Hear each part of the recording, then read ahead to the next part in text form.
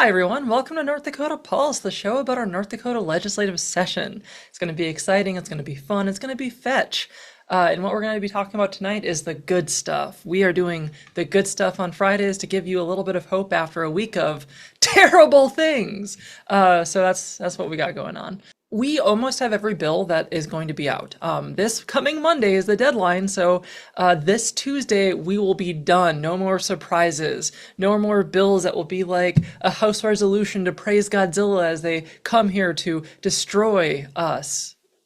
I don't think we'll do that one. I don't know where that one came from. I don't know why Godzilla's in my head. Let's not worry about it. Let's get into good stuff. I'm going to start putting together a lot of information like I already have, but as the session goes, I am doing a lot of work to record everything, to silo a lot of the work that we're doing, to talk to partners, but between all the part-time jobs I have and the work I do in general, like I'm busy every day outside of session. Like I don't have that much slack in my schedule, so I've been doing my best to keep up with it. But what I want you to know is that like I am tracking where the bills are, where they're being heard.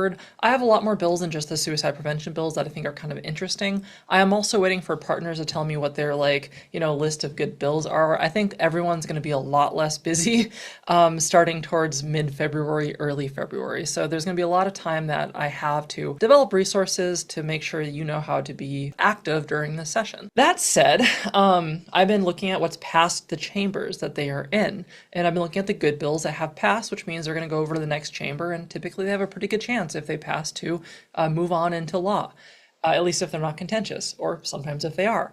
So here's what's passed so far, just to feel good about. We've done good stuff, I believe. We have passed House Bill 1097. This is a bill by Representative Freelich, which is going to do a study to look at the accessibility for deaf and hard of hearing individuals across government services. That's a good bill for increasing accessibility. We're going to learn more about it and maybe do better for our services. So good.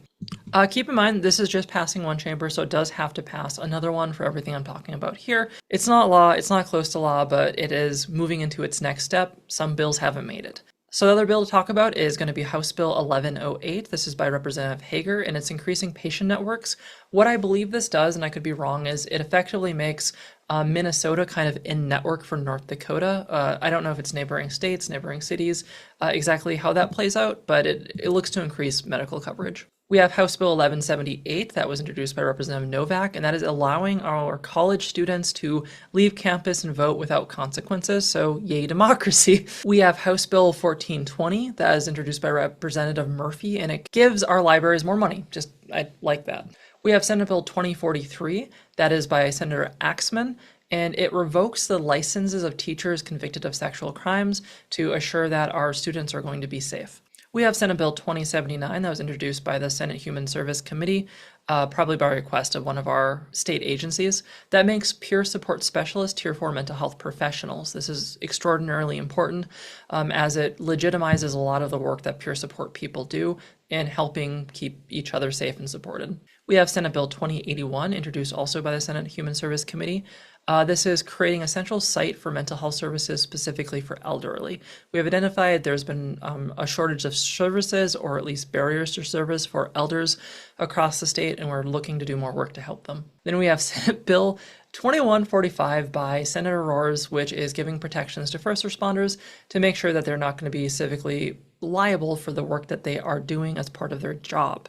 There are still exceptions if they do something, terrible or something that's not within the code of conduct, but it just gives them blanket protections because in those high moments of stress and trauma, there are sometimes not winnable situations, and sometimes families who are grieving want to take it out on someone, and there's nothing that really could have been done. So it gives more protection, safety, security to our people who do some of the hardest and most critical work in our state. There's significantly more bills in that are currently in committee, that are currently been given a due pass but haven't been heard by our chamber floor yet. It's possible some of them have been since I did this. I try to look in Friday mornings just about what's going on, because that's usually by the time they'll have all of the bills for next week on the schedule. But I have this and more information on my website if you want to check that out. And also my website is a guide for all the bills that will have a hearing next week that I am currently monitoring.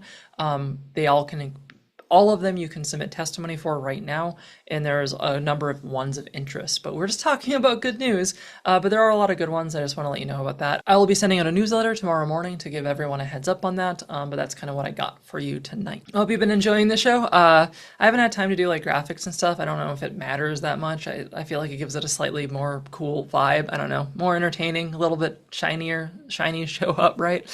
I should have some more time. I've been completely swamped this week, and I think that session's going to get easier now that I don't have to like look at and record almost 1,000 bills in the course of 2 weeks.